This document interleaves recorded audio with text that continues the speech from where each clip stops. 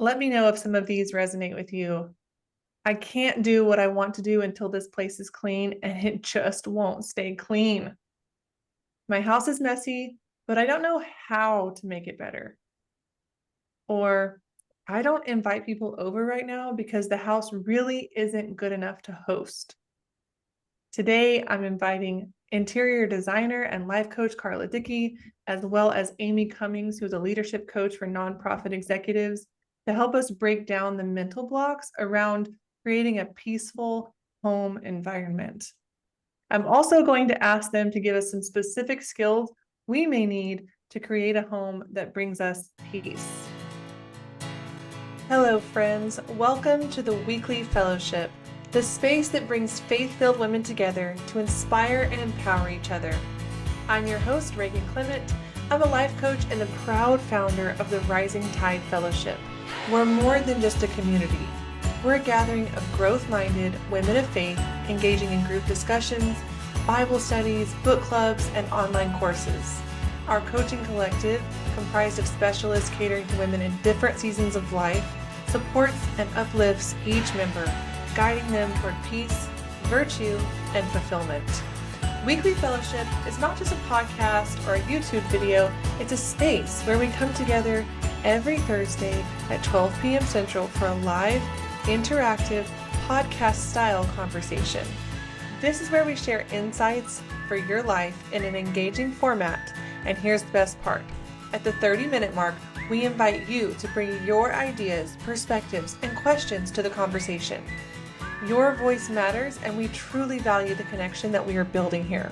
Our first season, How We Became Disciplined Women, is a journey into transformation. In 10 episodes, we'll share the details of what finally transformed us from stressed out list makers into the peaceful women who can actually, finally follow through. So whether you're joining us during your commute, your workout, or a quiet moment of reflection, thank you for being here. Subscribe now to Weekly Fellowship and become part of this incredible community. We are the average of the 5 people we spend the most time with. So welcome to a rising tide of incredible women. Right. So let me start by just introducing to you our guest speakers, our beautiful coaches here. Karla, do you want to tell us a little bit about who you are? Sure. Yes. My name is Karla Dickey. I am a wife and a mom of 7. We just had our last little one in November. Our oldest is 11 and our youngest is about 3 months. People always like to know the spread. It is tight and it is fun. I went to school for interior design and I am a, a wholeness coach, and I just really love serving women and growing alongside them. And uh, so I will pass it back to you, Reagan.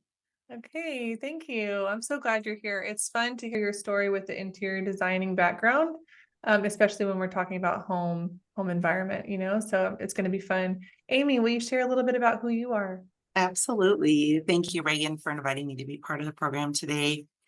Amy Cummings, and I am also a coach, a leadership and wholeness coach. And I serve women who are, yes, in the nonprofit field, but also just women who are leaders in general, helping them to overcome overwhelm and so that they can maximize their God-given gifts and bring them to the world.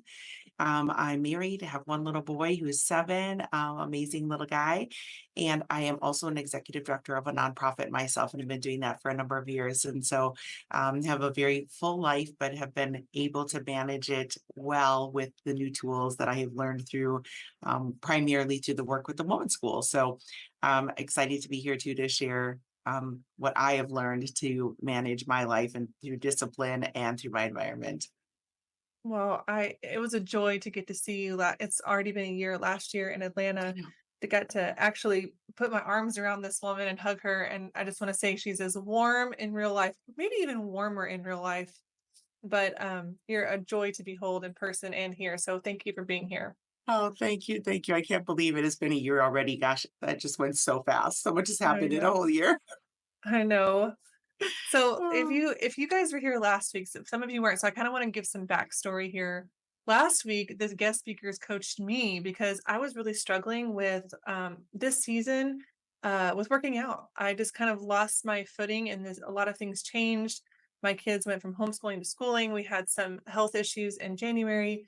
And with all of the seasonal changes that happened, I was really struggling to work out. And so we all have that thing that we're working on right now and we're struggling with. And so the guest speakers coached me and my mindset around what was really blocking me from working out. And then what's cool is that in the second half of the show, the private part, the community members who were here, some of them gave me advice and suggestions and some strategies that I could use and to help me. So first, I had to believe that I could work out again consistently and that I wanted to, right? Because I knew I could, but there was some resistance there. And then I needed some specific skills and strategies to use to get it done. And I'll have you know, guys, this week has been really beautiful. If you follow me on social media, you know I've been exercising every day and working out, but not in that like, oh, I'm back on it all full speed, but just like in a very relaxing way that aligns with who I am. And it's been really peaceful. It's even been the key to giving me that regulated feeling that I'm usually seeking in the morning. So after prayer, it's been really beautiful to get the kids to school and then come back and exercise and the peace in my mind, but also the peace in my body.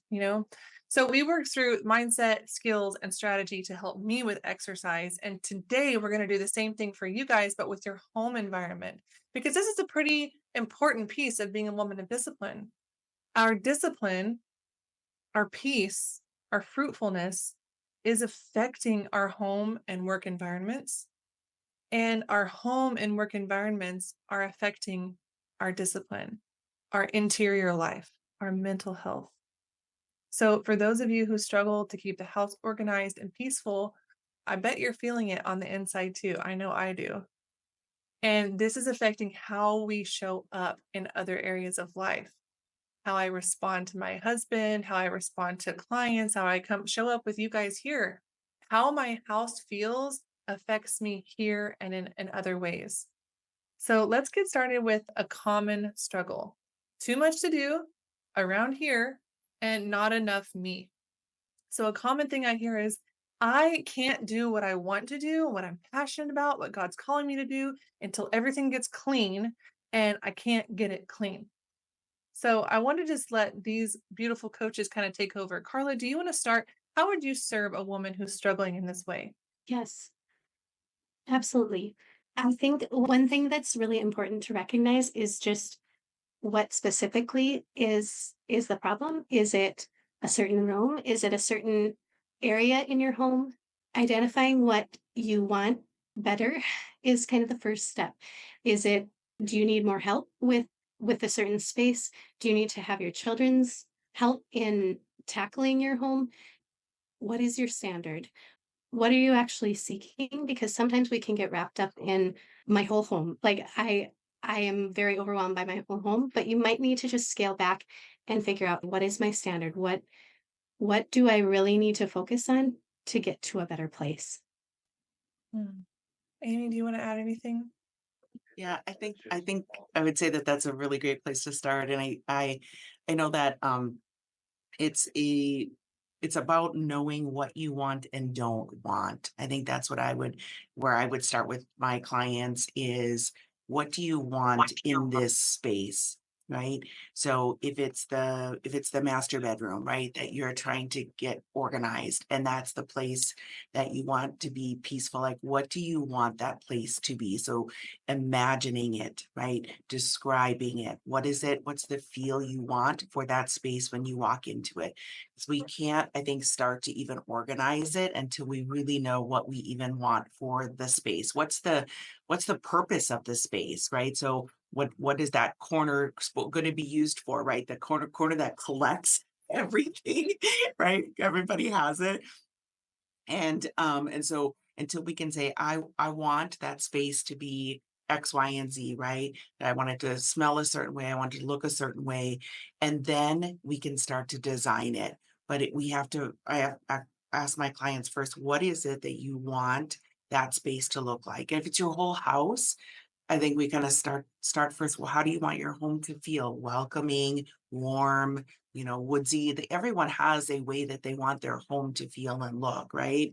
And then we break it down into smaller buckets, right? Whether it's the bathroom, the bedroom, um, and it does, I think, really boil down to standards too. Each one of us are going to have a different level of standard. Um, and and we talked yesterday, I was sharing the story of when my husband and I got married. If there was a clean countertop anywhere in the house, my husband it just screamed out to him, put something on it. It just drove me crazy.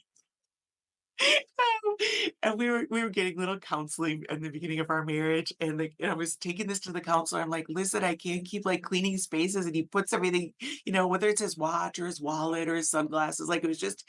And so the counselor's like, Amy, choose like the dining room table or the kitchen counter, and then your husband is going to commit to like he's not going to put anything on that space, like so like it's like you can have peace, like so everyone can have peace in the home, like nothing's going to go. So I chose the dining room table. That was like it has to just stay clean, like nothing goes on there.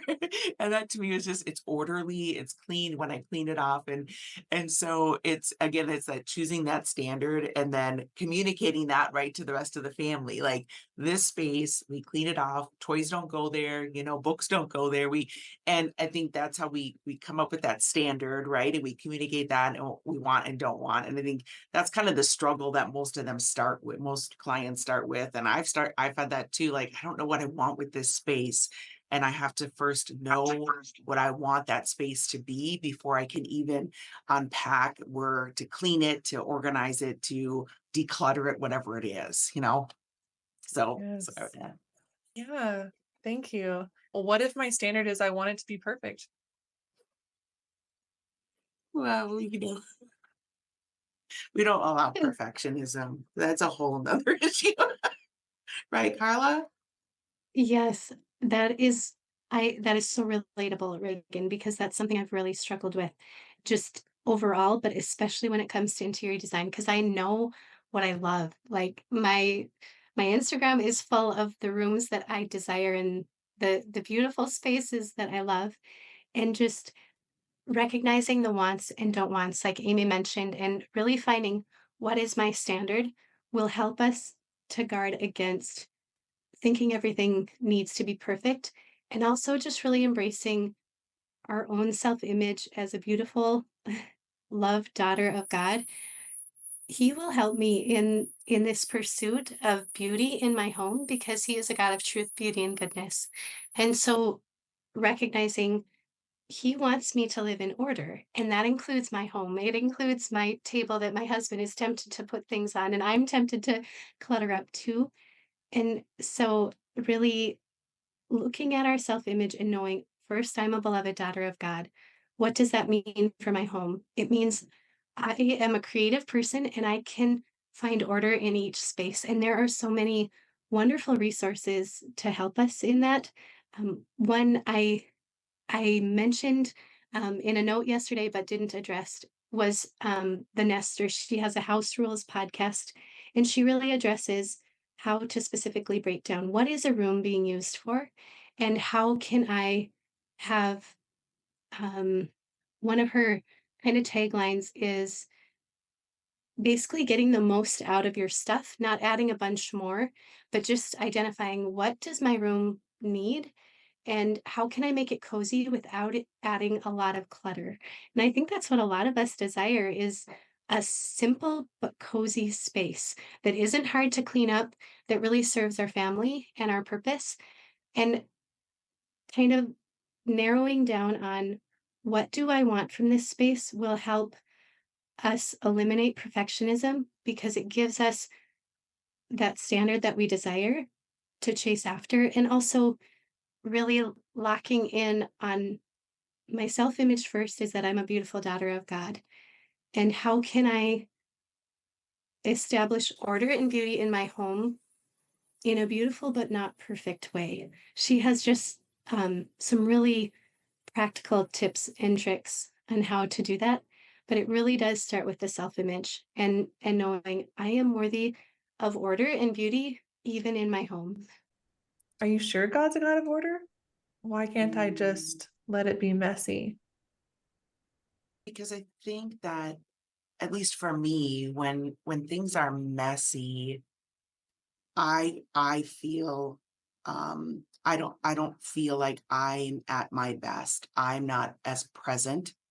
Um, I know for my children, for my child, he's not at his best when things are disordered and his toys are all over and he can't find things and he can't find his toys and he can't find his socks and so and even in my office, like I know that I have to tidy up at the end of the day to start my next day at the best I can to be the most efficient and the most effective leader that I can be, to have my office in order. And so there's a rhythm, I think, to life that that order and discipline brings for us. And I think that's one thing, I think January talks about, or a lot of people do, like, fix your bed, right? The first thing we should do is like fix our bed in the Mm. morning, right? That first habit of doing something that we get up and we do, and it creates that first thing of order in our lives. And so I think that, I know for me, having the order and everything having a place too, so that the scissors has a place, the cutting board has a place, the vacuum cleaner has a place, the building blocks have a place.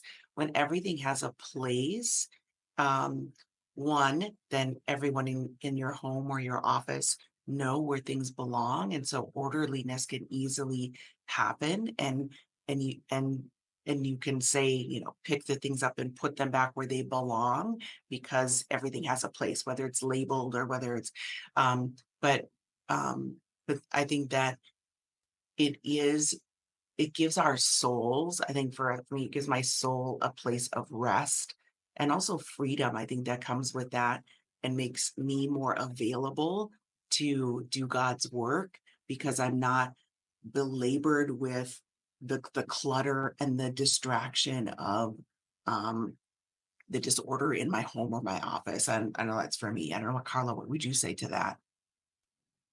Yeah, I think that is what you're saying is so true, Amy. And I love what Ryan mentioned in the notes. She just said a tree is known by its fruit. When I'm ordered in my environment, I bear more fruit, bottom line. And I feel the same. I'm able to be more present to the children I'm homeschooling. I'm able to be more present to the conversation I'm having with my spouse or a friend that stopped by.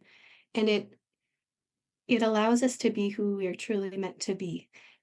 We're not worried or consumed by the to-do list around us, Mm. all our stuff kind of bossing us and telling us, I need to be put away. It's a mess. And we're able to really be truly present.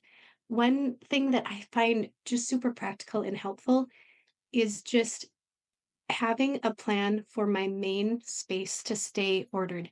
Sometimes, if a friend is coming over quick, we need to, put a few things in our room or put a few things just aside for a little bit.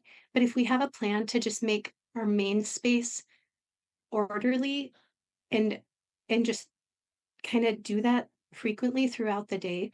I was mentioning yesterday, each of my older children have an area. So my almost 8-year-old, 7.5, does the table in the entryway. So when we know someone's coming over fast, it's like, okay, table and entry. And he just jets off and does it. Weston does the floor, so he can do a quick sweep. What Jared does the countertops and the dishes. So we can really tackle a clean pretty quickly. And my little Danica, who just turned 6, does the living room. So in a matter of about 10 or 15 minutes, we can have our main space pretty well clean and ordered if someone makes a quick stopover. That doesn't mean the whole house is just in the order that I would love, but it really keeps the main area clean and ordered for when we're doing homeschool. It really serves us in our season really well. And I think most women have an area or two in their home that is just really lived in. And for Amy, it might be her office. For Reagan, it might be where she's serving her clients, just knowing, okay, when I enter that space, it is going to be neat and ordered, and I'm going to be the best that I can be because I'm not going to be distracted by the things. And I have a plan for the other spaces in my home that maybe are less on display. and maybe I tackle that on the weekend or in an evening with the help of my little people and my husband. I think just really knowing if I have a large space that's ordered and I have a plan for it, the rest of my day will go better because I'm not distracted.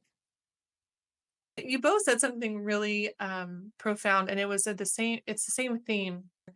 You said that for you individually, orderly, organized environment helps you be more present to other people. Amy said it helps me do God's work because you're not belabored. Carly, it helps me be more attentive to the people who do stop by. And I think that's actually part of the word environment more than just our home is the people around us. The famous line that says, "Be the change you want to see in the world." I think this is it. This is where you're like, um, I and my internal life, my interior life is either going to be affected by the people and the space around me, or I'm going to impact it. And I can't impact it as much if I didn't have a basic ordered home because it supports that for you.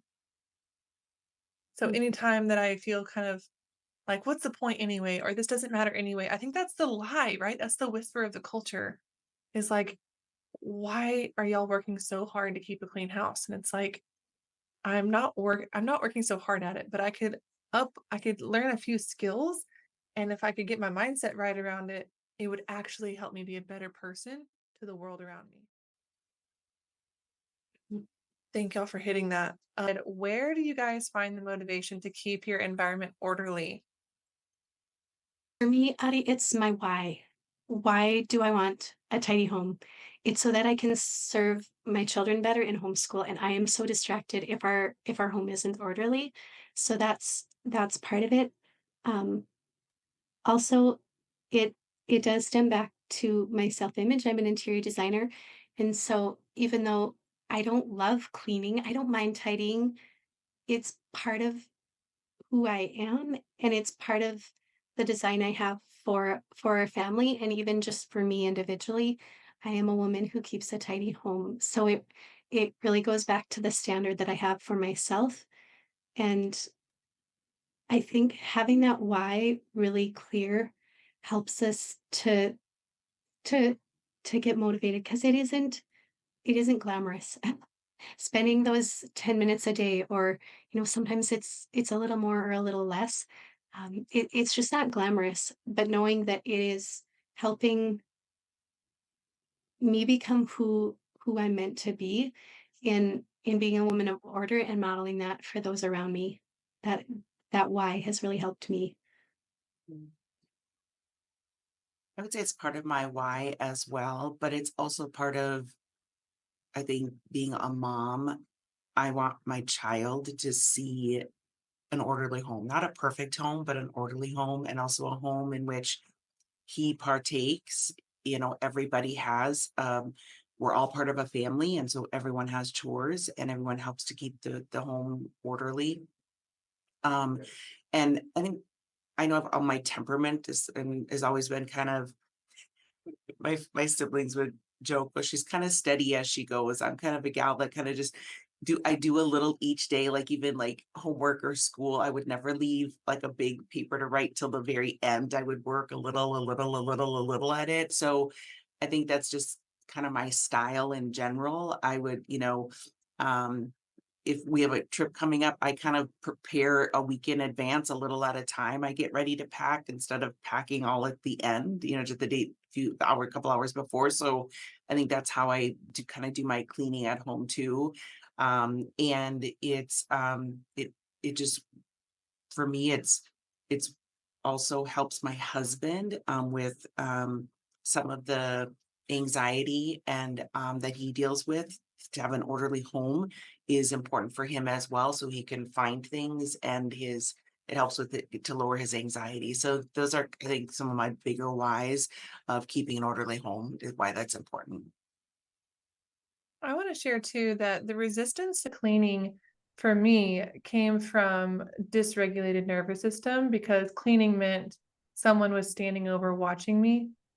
someone was pushing me and like, hustle, hustle, hustle, hustle, let's go.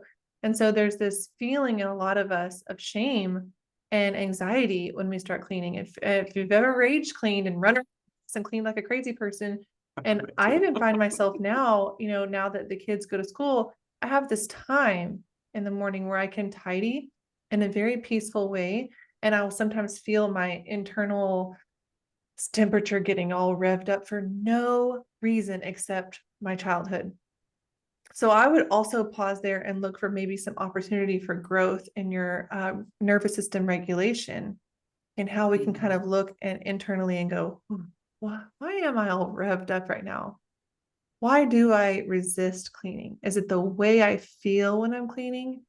And what are my steps to feel how I want? How would you want to feel when you clean? Right? For me, I want to feel peaceful and like it's almost like Cinderella. I want to feel like Cinderella when I'm cleaning. I want the birds to help me,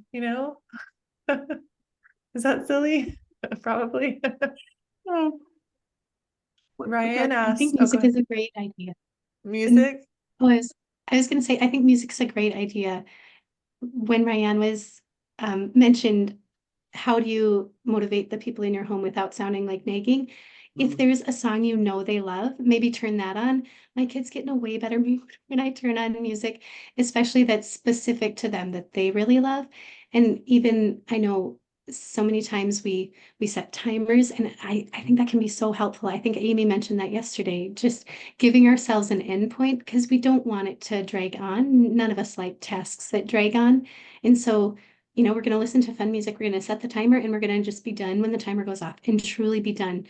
When the timer goes off, maybe wrap up that one little thing for little Johnny who couldn't quite finish, or, for your husband who just couldn't quite get to it. But I think those are really practical ways of helping. And I think for our children too, helping them it be really defined what we expect. Like the entry being cleaned means the pillows on the bench are in order. There's nothing on the surface of the bench. All the shoes are put in the basket. There's nothing on the floor that shouldn't be there other than the rug, right? Just being very clear and helping whoever's had that task know clearly when it's like this, then you're done. So they really know what is expected, because so many times we're like, we'll just clean the entry. Like clearly there shouldn't be Legos in the entry, but it's not clear sometimes. Sometimes you have to point out this isn't clean, but when you get it like this is exactly how I want it, and it'll be considered done every time. So being really clear about their task and how to do it, like just especially with little children, walking them through what it means to have a clean surface or to have a clean entry really helps, so that you're not nagging, because they know the expectation. And if they haven't done it, then you can say, no, the standard, just get it complete. I think that helps. mhm. I wanted just to add one thing to that too. For myself, I learned this for myself, and then I realized it for my spouse, how to get your husband to clean without nagging him, right? And then for the kids, since we were homeschooling, and for me, what I realized was that it really needed to be a rhythm. So they knew when this is over, cleaning is starting, and then it ends and we do this. And they knew, so that it didn't feel like a surprise. It didn't feel like an added thing. Like my husband does not want to feel like I worked all day and now you're adding things to my plate. But if we have this expectation that every day, these are your 3 tasks that you do at this time, these are my 3 tasks that I do at this time, and these are the kids' 3 tasks that they do at this time, then it doesn't feel like an addition. It feels like an expectation. Of course, I knew I was going to do that. It's not one more thing. That's a part of the routine. So that's just something that I learned, is kind of bookending it, the cleaning part, where something tells your body it's time to clean, and something tells your body cleaning time is over. And I make a note too. I put a note or make a little list, like these are your little tasks, like for Eddie, these are your Saturday little chores, and he loves, I've got all my chores done, mom, or I just have 2 left on my list, and so he likes the visual of seeing what his little cleaning chores are. So that's another idea. Hi, ladies. Thank you. This is all so good. Do you have any like scripts or ways to help the children understand and myself understand that it has to be done again and again? and again. Like I find myself like I'll organize our junk drawer and it'll look so nice and I'll buy the little containers. And then when you know it, within a week, I got to do it again. And sometimes I can just feel so defeated by that. And so it's like I have the motivation to do it one time, but it's just like the organization again and again. And I see that, and I can push through it, I guess, because I'm an adult. Like I just know it has to be done. But I see that with my kids, they almost get defeated because they're like, I mean, we have two little kids too, so they'll be like, we just swept, and Miriam just got a cupcake everywhere, muffin, and Mom, I just swept. And they're like so defeated by it. And I don't know if you have a good script or a way to motivate to say, like, I know we have to do it again and again and again. To me, that sounds like you know how I am. I never like to give her a script until I hear the lie. So I would just want to dig into exactly the little whisper that's in your head that's making you feel so defeated. Is it like, we shouldn't have to clean this again? Mhm. Yeah, I think it's like it's like I'm setting this expectation that if I do it once, that's like done. Like even today, I was like reorganizing our refrigerator and I was thinking like I literally do this every 4 days. Like why? Why do I have to do this again? Like I don't know. So I guess the lie is that like I shouldn't have to do it again. Like it should be done, one and done. But the reality is we have 7 people that live in our house and there's like nothing that's just one and done. It's like one time and then 2 hours later. And maybe that's just more, I don't even feel like, no, I don't feel like I need to set more boundaries because I could say that, well, maybe I just need to have more boundaries with the kids, but it really isn't their fault a lot of times. Like our refrigerator, it's a mess because we have a small refrigerator for 7 people and we're trying to shove all the groceries once a week. And then finally, what's today, Thursday? It's a little less full because we've eaten food since Saturday. So now I can finally kind of organize it. So I don't know. It's just, yeah, I guess the defeatedness comes from me too, but then I see it in their faces and I don't know how to like tell them this is like a lifelong thing that we're gonna have to keep cleaning. I don't know. Yeah.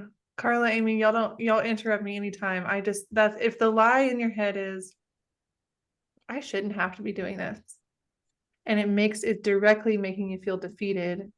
And then when you feel defeated, you are discouraged from doing it with joy and feeling, well, I mean, you can tell me what kind of actions and outcome it almost creates a cycle of dread and drudging. I know I've had this in my own house. So I think the script would need to speak directly like truth into that lie. I think it would need to be like almost kind of like when you bring sin into the light, and God shines truth and he can show you all the dirtiness on that in the darkness and show you all the areas. So if we bring like, I shouldn't have to do this into the light, I just wonder what comes to your mind when you let God kind of just breathe on that. I think one of a script that's coming to mind that I use a lot is I'm the lead contributor. Like in my home, I want to be that kind of saint that is like that hidden saint, like almost like what I think Mother Mary was, right? Like Jesus like was this like big big person, right? And like she was the one sweeping the house. And so like I'm the lead contributor even if no one sees, but my father sees. And so like God sees my small acts is what's coming to mind too. And that feels more of a place of like, yes, I want to do it instead of like that cycle of like what you said, that feels really familiar. That cycle of like, I have to clean this again. But instead, I'm the lead contributor and that motivates me to just be the lead contributor in my house. But my kids don't want to do that. Like they don't want to be the lead contributor. And so how do I don't know. How do you, yeah, I guess like any tips for like helping the kids too to not feel that defeatedness when they just cleaned up their room and the toddler knocks over the Legos and makes a huge mess? We're talking about environment, and this is just so perfect, Ryan, because your internal environment, when you do the work of really making peace, you're not there yet, right? Like we just talked about it, and you're like, okay, I still feel the. But I believe, and I see this in my own life and in the life of my clients, that when you make the shift in here, where you no longer feel but you shift your interior life to say, this is this rhythmic part of my life where I have to keep recleaning things. Is this for you? Not everybody will see it this way, but for you, you're like, these are like the little individual flowers, like little, I don't know if y'all have ever done the little Saint Therese bracelet, where every time you do the little secret hidden thing, you move a flower over on your bracelet. So for you, I can see you're starting to like cultivate. I'm going to slowly rewire my brain to cultivate this feeling of like secret interior joy when there's something that is repetitive cleaning, like the drawer, the refrigerator, and you can just think like start rewiring, like the refrigerator is a secret way for me to bring joy to my father, to lay a rose at his feet, you know. And I believe that when your interior life changes, you are going to impact theirs more than words, but just your who you are and your energy is going to impact. The words are going to come out too. But Jessica's here today. Jessica experienced that when she shifted how she saw herself, then she saw that her family members were treating her differently. And it's like, wait, did they know that I was changing and they didn't know, but they were shifting the way they responded to her, the way they treated her, just by her doing that interior work. So good and so true. Just connecting the interior to the exterior. And I think that is so insightful, Reagan, just that our example always speaks more to our children than our words, even though we want our words to be so, so effective. And they often are. The example, Ryan, that you're leading the way, I think does speak into our children more than we always can see. One script that came to my mind, maybe more a little bit for you, Ryan, than for your children, but possibly for the older ones, is I receive joy from serving, or I receive joy from order. And your children may not be at that point. Maybe Abigail, maybe your oldest, or maybe even Judah. I like the thought, Reagan, of moving the flower, because I think sometimes, especially I have a lot of boys. I have 5 boys. And so sometimes doing something secret like is sort of exciting. So like just helping them know God sees every good thing you do. And so this is a way you can show God how much you love him by quickly cleaning this tiny little area that no one's going to notice except you and God. It's a way of like, it's kind of like your secret between you and him of how much you love him and how much you're willing to serve your family. And maybe just finding a quiet time of like helping them embrace that, because it would take a special moment to kind of help them embrace that. But I think certain children really finding a way to kind of engage their childishness in a beautiful way. Mhm. Maybe worth a try. Yeah.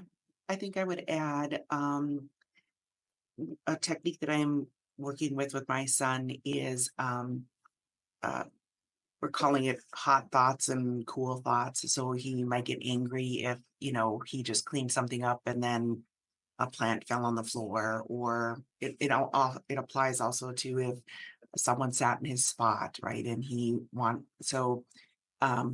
getting upset about it or is feeling unfair about it. And so we're working on, well, what is a cool thought that you can have about it, meaning instead of getting hot about it or angry about it. And so maybe when the Legos got all dumped over again by one of the little kids, right? It could be, that's okay. They need to play with them right now, and I'll come back and pick them up later. Right. So that they can kind of brush off that, okay, I did pick them up, but it's okay. They want to play with them now. So that they can, and it's amazing how just that thought in their mind of, um, reframing what's happening, right? Oh, it's okay. The little kids want to play right now. I'll come back and help pick them up, when they're done playing again, right?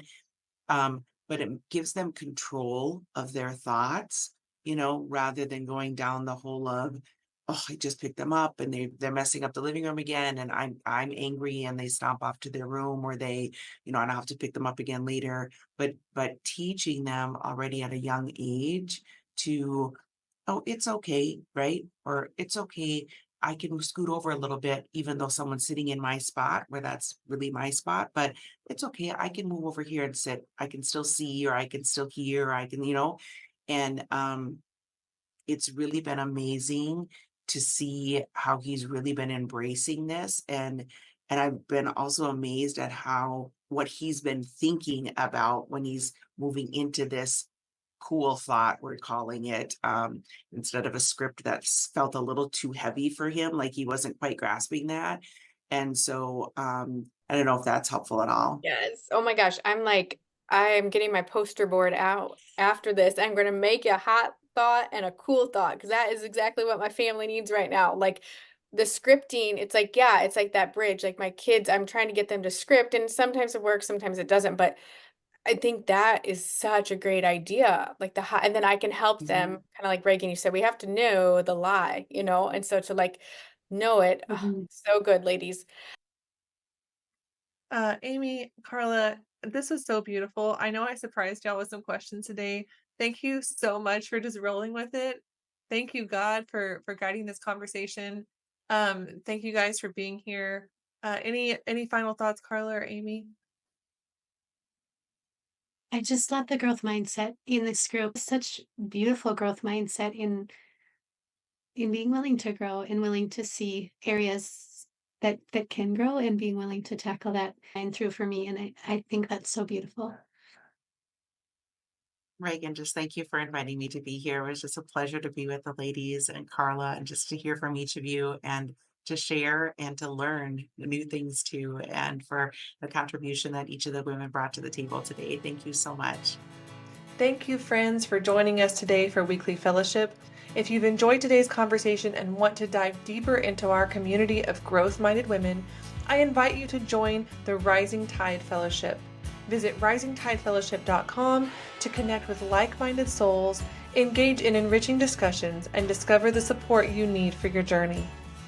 And for those of you seeking more personalized support, consider working with me, Reagan Clement, at reaganclementcoaching.com. As a faith-filled life coach, I'm dedicated to helping you unlock your potential, embrace peace, and live life aligned with your God-given design. Before we part ways, remember that your voice matters to us. Share your insights, perspectives, and questions by joining the second half of our live conversation every Thursday at 12:30 p.m. Central Time. Thank you for being part of this incredible community. Subscribe, rate, and leave a review to help us reach more hearts.